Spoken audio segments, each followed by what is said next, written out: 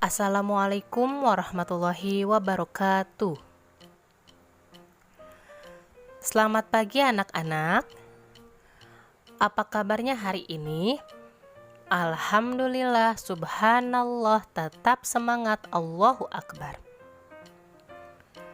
Hari ini kita belajar tematik lagi ya. Kita sudah masuk pada tematik 2G dengan tema kebersamaan. Materi tematik hari ini yang akan kita bahas yaitu subtema 1 dengan tema kebersamaan di rumah. Kita akan belajar pembelajaran 1 dan pembelajaran 2. Dimulai dari halaman 2 sampai halaman 12. Sebelum dimulai, kita baca basmalah dulu ya bersama-sama. Bismillahirrahmanirrahim. Semoga materi tematik hari ini bisa kalian pahami dengan baik. Halaman 2, subtema 1, kebersamaan di rumah. Berkumpul bersama keluarga sungguh menyenangkan. Misalnya, ketika makan malam bersama. Kita dapat berbagi cerita. Kita juga dapat bercanda bersama. Nah, di sini dicontohkan kebersamaan di rumah yaitu kebersamaan Nina dan keluarganya. Di sini Nina sedang makan malam bersama. Makan malam bersama ayah, bersama adik, dan bersama ibu. Momen makan malam bersama ini momen yang pas untuk Nina dan keluarganya saling berbagi cerita. Dan juga Nina dan keluarganya dapat bercanda bersama. Lalu, bagaimana dengan kalian? Kapan biasanya kalian berkumpul bersama keluarga? Dan kegiatan apa yang biasa kalian lakukan bersama keluarga? Nanti boleh ceritakan ya. Halaman 3, pembelajaran 1, bagian ayo bercerita. Nina sedang berkumpul bersama keluarga. Ayah, ibu, Nina dan Adi sedang membaca. Ayah membaca koran. Ibu membaca majalah. Adi membaca buku cerita bergambar, dan Nina membaca buku dongeng. Dongeng adalah cerita yang tidak benar-benar terjadi. Dongeng hewan disebut fabel. Di dalam fabel, hewan digambarkan bisa berbicara seperti manusia. Nah, pada pembelajaran 1 ini, kita akan belajar tentang dongeng. Apa itu dongeng? Tadi sudah Bu Fitri sebutkan, dongeng adalah cerita yang tidak benar-benar terjadi atau ceritanya hanya hayalan saja, hanya imajinasi. Sebuah dongeng yang menceritakan tentang hewan yang berperilaku seperti manusia atau bisa berbicara seperti manusia disebut fabel. Nah, biasanya dongeng fabel itu berisi sebuah pesan moral atau sikap yang bisa diambil oleh para si pembaca. Pesan moralnya yaitu pesan moral yang baik dan bermanfaat bagi manusia. Contohnya tentang persahabatan, kasih sayang, tolong menolong, kejujuran, dan yang lain-lain. Nah, maka dari itu, ketika kalian selesai membaca dongeng fabel, hendaknya kalian dapat menerapkan, dapat mengambil sikap-sikap baik yang dimiliki oleh tokoh-tokoh yang ada pada dongeng fabel tersebut. Nah, di sini ada dongeng yang berjudul Macan dan Singa si Raja Rimba. Bu Fitri akan bacakan, kalian simak ya. Macan dan singa si Raja Rimba. Di sebuah hutan, hiduplah macan dan singa. Keduanya menganggap hutan itu wilayahnya. Suatu hari, macan dan singa tidak sengaja bertemu. "Hai macan, apa yang kamu cari di wilayahku?" tanya singa. "Hutan ini adalah wilayahku. Harusnya aku yang bertanya padamu. Apa yang kamu lakukan di sini?" sahut macan.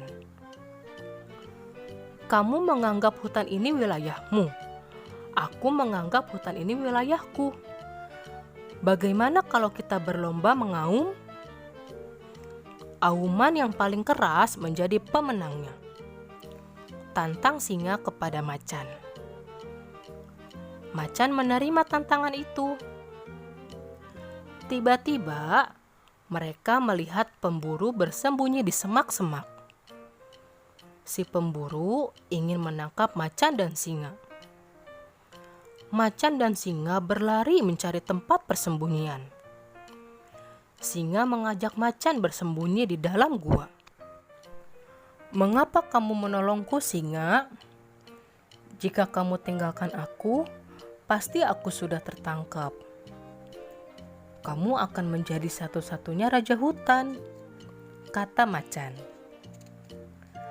"Kita sebagai raja hutan memang harus saling tolong-menolong. Sebaiknya kita saling membantu untuk menjaga hutan ini. Maafkan atas sikapku tadi.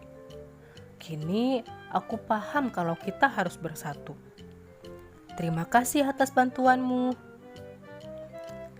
Setelah kejadian tersebut, macan dan singa hidup rukun. Mereka bersatu, saling melindungi penghuni hutan lainnya, dan tolong-menolong menghadapi bahaya yang mengancam. Nah, ini dongeng macan dan singa si Raja Rimba adalah dongeng fabel. Karena tokoh-tokoh pada dongeng ini adalah hewan. Hewan apa? Hewan, singa, dan macan. Nah, di sini singa dan macannya bisa berbicara, sama seperti manusia. Jadi, dongeng ini disebut dongeng fabel. Lalu pada dongeng ini, apa pesan moralnya? Ada nggak ya sikap yang bisa kita tiru? Tentu ada. Nah, tadi macan dan singa jadi saling tolong menolong. Macan dan singa hidup rukun. Mereka bersatu melindungi penghuni hutan dan menjaga hutan. Nah, seperti itu ya contoh dongeng fabel, yaitu dongeng yang tokoh-tokohnya adalah hewan. Halaman 5, bagian ayo mengamati. Ketika membaca bersama, ibu menghidangkan buah apel. Tersisa 1 apel untuk Nina dan Adi. Bagaimana cara membagi apel agar tiap orang mendapat bagian yang sama? Perhatikan gambar berikut. Nah, di sini di halaman 5, bagian matematika. Bu Fitri akan jelaskan matematika ini di video berikutnya. Kalian simak dengan baik ya. Halaman 5, di sini Bu Fitri akan menjelaskan materi matematika tentang pecahan. Kita sudah masuk ke materi tentang pecahan. Tadi katanya ibu menghidangkan buah apel. Tersisa 1 apel untuk Nina dan Adi. Bagaimana cara membagi apel agar tiap orang mendapat bagian yang sama? Perhatikan gambar berikut. Nah, ini tadi apel yang tersisa. Hanya ada 1 apel. 1 buah apel. Lalu satu buah apel ini dibagi 2 sama besar untuk dibagikan kepada Nina dan Adi. Ya, tadi kan bagaimana cara membagi apel agar tiap orang mendapat bagian yang sama. Nah, di sini ibu memotong satu apel ini menjadi 2 bagian sama besar supaya Nina dan Adi mendapat bagian yang sama. Sebuah apel dipotong menjadi 2 bagian sama besar. Nah, ini sebuah apel dipotong menjadi 2 bagian sama besar. 2 bagian, 1, 2. Sama besar. Sama besar itu maksudnya adalah ukurannya sama. Tidak ada yang kecil, tidak ada yang besar. Tapi ukurannya sama-sama besar. Bisa kalian lihat di sini apelnya ukurannya sama ya. Setiap potongan dapat dinyatakan dengan pecahan setengah. Nah, ini udah disebut setengah apel dan setengah apel. Pecahan setengah dilambangkan dengan 1/2. Nah, ini kita bacanya adalah 1, ini per namanya, dan ini angka 2. Jadi 1/2. Pecahan 1/2 dibaca 1/2 atau dibaca juga dengan setengah. Jadi 1/2 ini dibacanya 1/2 atau dibaca juga setengah ya. 1/2 itu setengah. Lalu 1/2 ini disebut dengan pembilang dan penyebut. Angka yang di atas, nah ini angka 1-nya ada di atas, angka 2-nya di bawah. Untuk bagian yang di atas disebut pembilang. Ya, bagian atas disebut pembilang dan bagian bawah disebut penyebut. Jadi angka 1 ini adalah pembilang dan angka 2 ini adalah penyebut.